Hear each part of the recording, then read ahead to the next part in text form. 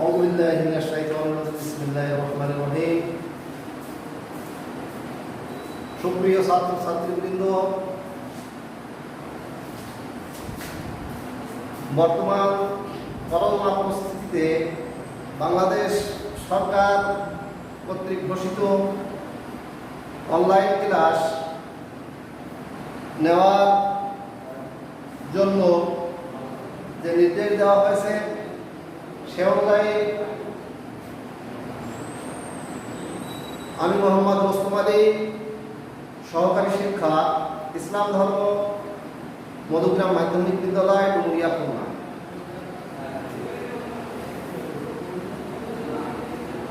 ছাত্রছাত্রীবৃন্দ, নিশ্চয়ই তোমরা অবগত আছো, সরকার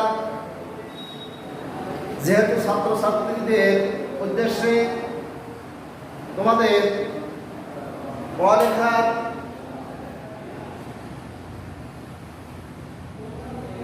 যে জরুরি বিষয় সেই লক্ষ্যে যে অনলাইন ক্লাসের যে ব্যবস্থা করেছে সে কারণে আজ আমি তোমাদের উদ্দেশ্যে যে ক্লাসটা নিতে যাচ্ছি,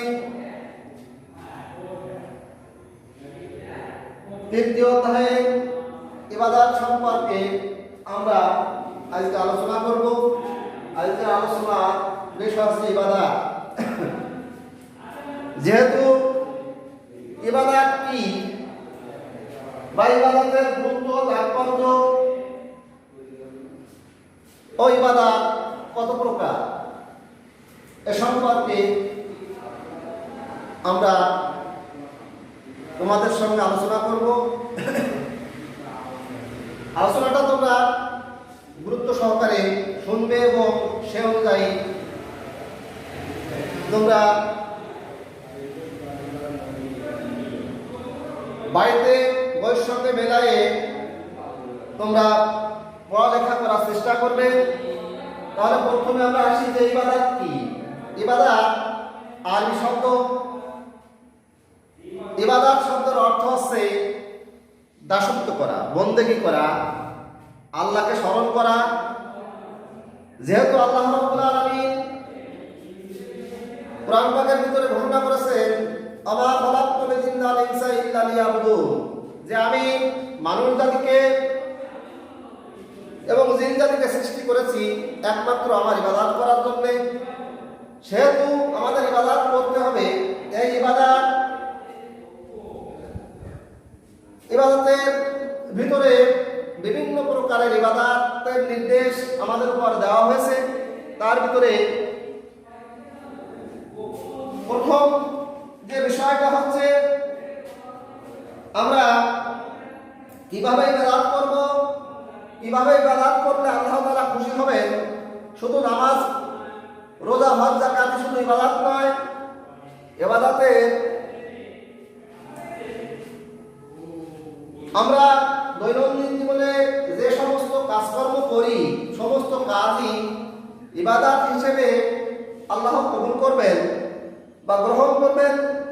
সেটা কিভাবে আমাদের ওঠা বসা, আচার আচরণ, কাজকর্ম, চলাফেরা, খাওয়া দাওয়া, অর্থাৎ যাবতীয় দৈনন্দিন জীবনে যত কাজই আমরা করি সমস্ত কাজই ইবাদত হিসেবে গণ্য হবে যদি আমরা আল্লাহর নির্দেশিত পথে সব কাজকর্মগুলো আল্লাহর নির্দেশিত পথে করতে পারি। সেহেতু যে আল্লাহ রাব্বুল আলামিন ঘোষণা করেছেন যে আমি মানব জাতিকে সৃষ্টি করেছি ইবাদত করার জন্য। সেহেতু এর থেকে বোঝা যায় যে আল্লাহ এবং তার রাসূল কর্তৃক নির্দেশিত পথ ও মত অনুসরণ করা নামই হলো ইবাদত। সুতরাং তাদের নির্দেশিত কাজগুলো যথাযথভাবে সম্পাদন করতে পারলে আমরা আল্লাহর সন্তুষ্টি অর্জন করতে পারব।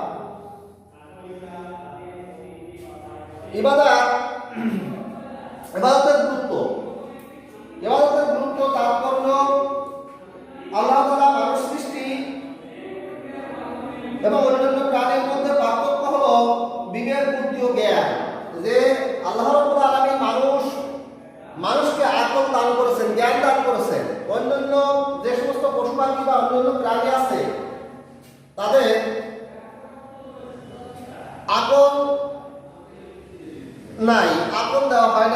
মানব জাতিকে যে জ্ঞান দান করা হয়েছে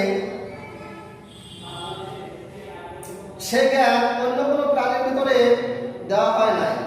আল্লাহ তাআলা বলেন, তোমাদের হৃদয় আছে কিন্তু তারা উপলব্ধি করে না, তাদের চক্ষু আছে তারা দেখে না, তাদের কর্ম আছে তারা শ্রবণ করে না, তারা পশুর নেয়, বরং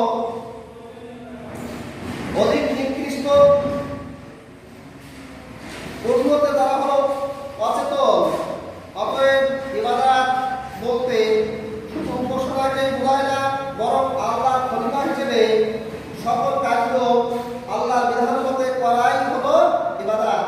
এ সম্পর্কে আল্লাহ তাআলা বলতেছেন, ফাইযা কুদিয়াতুস সালাত ফাআনতাশিরু আফিল আরদি ওয়া আবতাকুম মিন হাদ্দিল্লাহ আযকুরুল্লাহা কাসীরান লাআল্লাকুম তুফলিহুন। সালাত আদায় করার পর আল্লাহ জমিনে ছড়িয়ে পড়ো, অর্থাৎ আল্লাহর ইবাদত সালাত আদায় করা, নামাজ পড়া। আল্লাহ বলতেছেন যে তোমরা যখন নামাজ পড়ো, নামাজ পড়ার পর তোমরা জমিনে ছড়িয়ে পড়ো এবং আল্লাহর রুজি, আল্লাহর যে রিজিক সেই রিজিক অন্বেষণ করার জন্য তোমরা জমিনের ভিতরে ছড়িয়ে পড়ো এবং আল্লাহকে বেশি বেশি স্মরণ করো,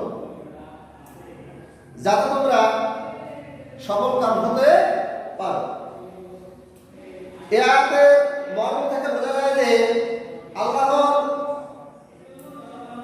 আদিষ্ট কাজগুলো পরিপূর্ণভাবে আদায় করে ব্যবসা বাণিজ্য, চাকরি ও কৃষি কাজ করা এবং বৈধ পন্থায় সম্পদ উপার্জন ও দুনিয়ার অন্যান্য সকল ভালো কাজ করা ইবাদত। অর্থাৎ আল্লাহ রাব্বুল আলামিন বলতেছেন যে দুনিয়ায় আমি মানুষ সৃষ্টি করেছি আমার ইবাদত করার জন্য। শুধু নামাজ পড়লে, রোজা রাখলে, হজ করলে, যাকাত দিলেই শুধু সেটা ইবাদত হিসেবে গ্রহণযোগ্য হবে না। যদি তোমরা আল্লাহর যে নির্দেশ সেই নির্দেশ অনুযায়ী যদি তোমরা অন্যান্য তোমাদের দৈনন্দিন জীবনের সমস্ত কাজগুলো যদি সম্পাদন না করতে পারো, তাহলে শুধু আমাদের নামাজ পড়লেই নামাজ হবে না। আল্লাহ তাআলা ও তার রাসূল এর প্রদর্শিত পন্থা যথাযথভাবে অনুসরণ করলে পরকালে আল্লাহ আমাদের পুরস্কৃত করবেন, ফলে দুনিয়া ও আখিরাতে আমরা শান্তি লাভ করতে পারব। আল্লাহ এবং তার রাসূল যেভাবে নির্দেশ দিয়েছেন আমাদের চলার, বলার এবং সমস্ত কাজকর্ম করার, সে অনুযায়ী আমাদের জীবনকে পরিচালিত করতে হবে। যদি সেটা আমরা করতে না পারি তাহলে আমরা আল্লাহর যে ঘোষণা সেই ঘোষণা অনুযায়ী আমরা আখিরাতে জবাবদিহি করতে পারব এবং আমরা বিপদগ্রস্ত হব। যে কারণে ইবাদত করতে হবে সেইভাবে, যেভাবে করলে আল্লাহ রাব্বুল আলামিন খুশি হন। আল্লাহ রাসূল এ সম্পর্কে বলতেছেন, তোমরা ইবাদত করো, নামাজ পড়ো, রোজা রাখো, হজ করো, যাকাত দাও, তোমরা দুনিয়াতে যা কিছু করো না কেন, তোমরা আল্লাহ রাসূল অন্যত্র বলতেছেন, সল্লু কামা রাআইতুমুনি উসাল্লি, তোমরা নামাজ পড়ো সেইভাবে যেভাবে আমাকে পড়তে দেখো। মন করা ভাবে ইবাদত করলে, নামাজ পড়লে বা রোজা রাখলে, অন্যান্য যত ইবাদত আছে সমস্ত ইবাদত যদি নিজ ইচ্ছাকৃতভাবে নিজের মন গড়া অনুযায়ী করা হয় তাহলে কোনো ইবাদত হিসেবে আল্লাহ রাব্বুল আলামিন কবুল করবেন না। সেহেতু ইবাদত করতে হবে আল্লাহ নির্দেশ অনুযায়ী। আল্লাহ যেভাবে আমাদেরকে নির্দেশ দিয়েছেন, আল্লাহ রাসূল যেভাবে আমাদেরকে পথ দেখিয়েছেন, বলেছেন, সেভাবে আমাদেরকে ইবাদত করতে হবে।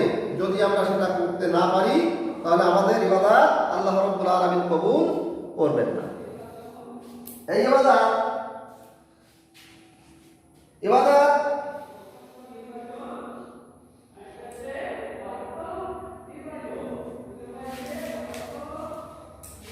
ইবাদতের প্রকারভেদ। ইবাদত হচ্ছে দুই প্রকার। ইবাদত দুই প্রকার, একটা হচ্ছে হাক্কুল্লাহ আর একটা হচ্ছে হাক্কুল ইবাদ। আল্লাহ হাক্কুল হক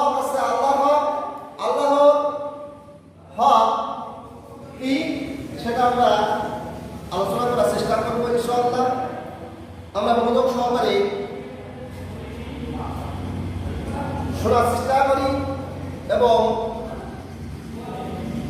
সেভাবে নিজেকে তৈরি করার চেষ্টা করি। হাকুল্লাহ অর্থাৎ আল্লাহর সাথে সম্পৃক্ত অধিকার বা কর্তব্যকে হাকুল্লাহ বলে। আমরা আমাদের দৈনন্দিন জীবনে মহান আল্লাহর সন্তুষ্টি অর্জন করার জন্য অনেক ধরনের ইবাদত করি। সেগুলোর মধ্যে কিছু ইবাদত শুধু আল্লাহ তাআলার জন্য নির্দিষ্ট, যেগুলো হলো রাসূল হাকুল্লাহ, যেমন সালাত কায়েম করা, রোজা রাখা, হজ করা ইত্যাদি। এসব কাজ করার পূর্বে প্রত্যেক মানুষকে অন্তর থেকে যা বিশ্বাস করতে হবে তা হলো আল্লাহ আছেন, তিনি এক ও অদ্বিতীয়, তার কোনো শরীক নেই। তিনি সব কিছুর মালিক, সমস্ত পৃথিবীর যা কিছু, বিশ্ব ব্রহ্মাণ্ডে যা কিছু, সব কিছুর মালিক, সব কিছুর সৃষ্টিকর্তা মহান রব্বুল আলামিন।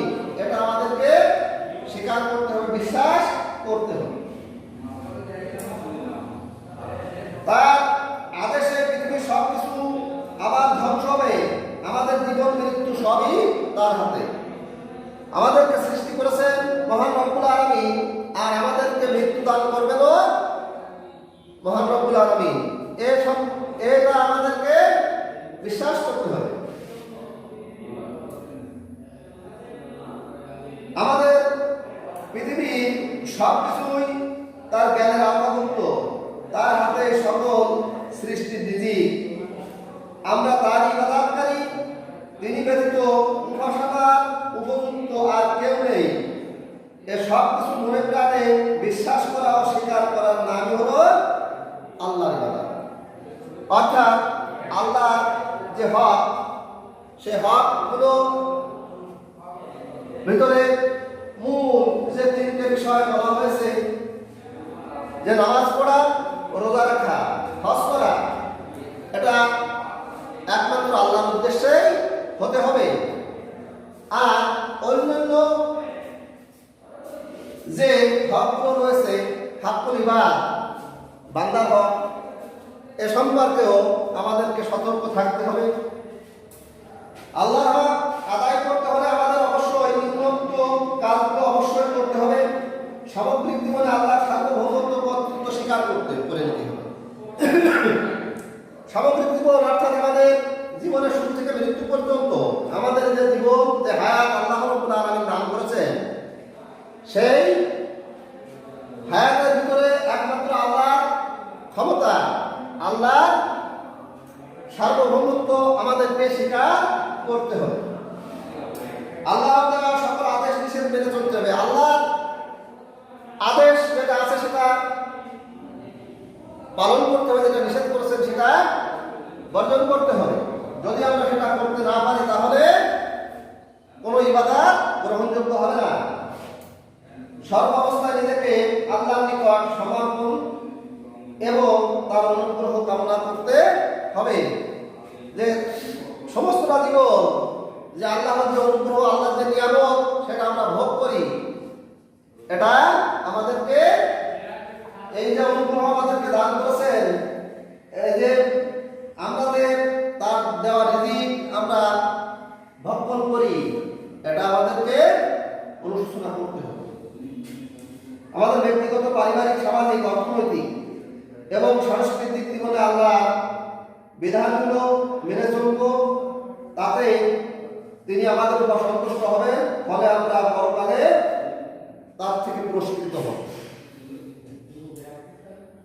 হাক্কুল ইবাদ অর্থাৎ বান্দার হক। আল্লাহর হকের পাশাপাশি আল্লাহ রাব্বুল আলামিন বান্দারও কিছু হক আছে। বান্দা বলতে আমরা যেটা বুঝি যে আল্লাহর সৃষ্টি, মানুষ বা প্রাণী যা কিছু আছে, সব কিছুর প্রতি আমাদের সুদৃষ্টি রাখতে হবে। যেমন আমাদের পিতার হক, মাতার হক, ভাই বোন, আত্মীয় স্বজন যারা আছে তাদের হক। এই যে বান্দার হকের কথা বলা হয়েছে, যে হাক্কুল ইবাদ শব্দের অর্থ হচ্ছে বান্দার হক। মানুষ সামাজিক জীব, সমাজবদ্ধ হয়ে মানুষকে বসবাস করতে হয়। আমরা পিতামাতা, ভাই বোন,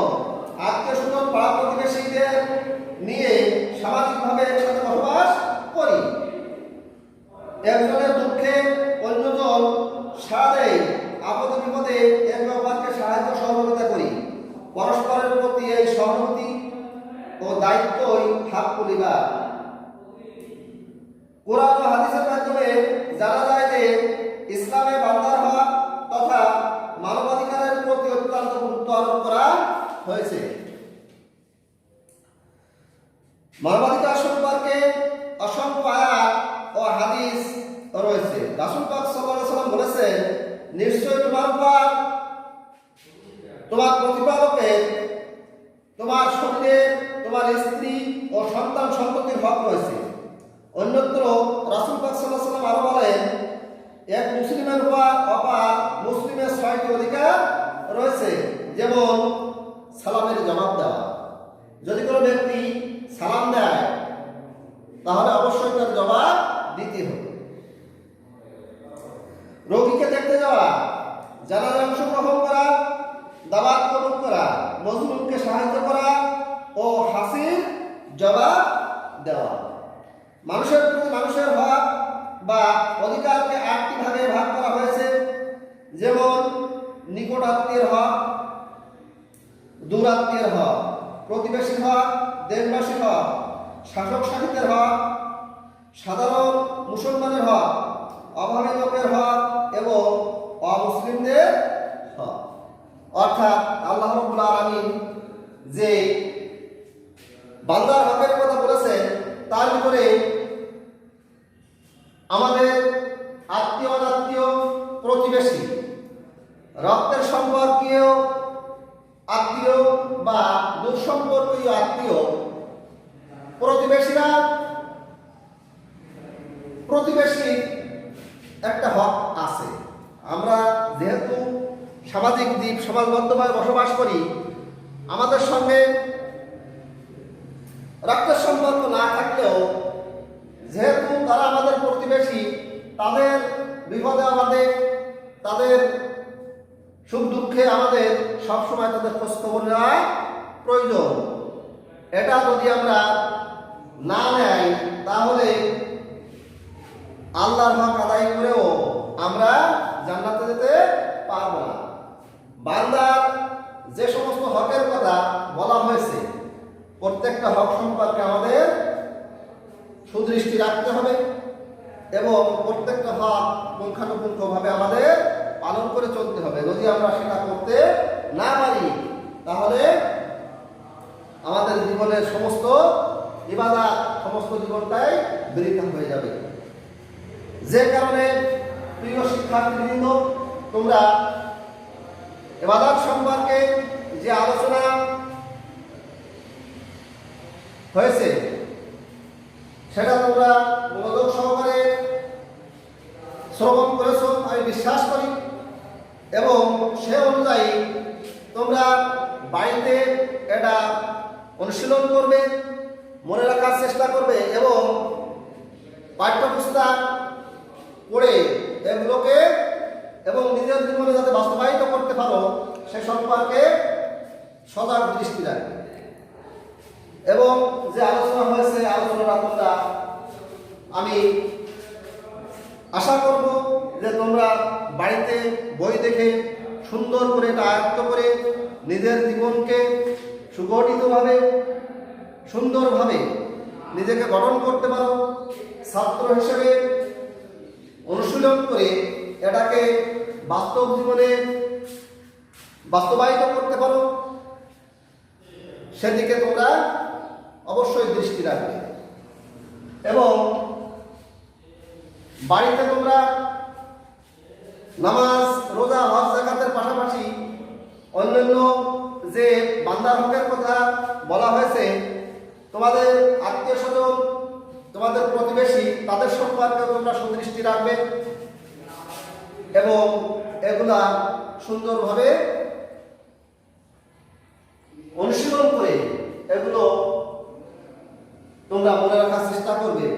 এবং পরীক্ষার ভিতরে যদি এই জাতীয় প্রশ্ন হয়, আমি আশা করি তোমরা অবশ্যই এর উত্তর দিতে সক্ষম হবে।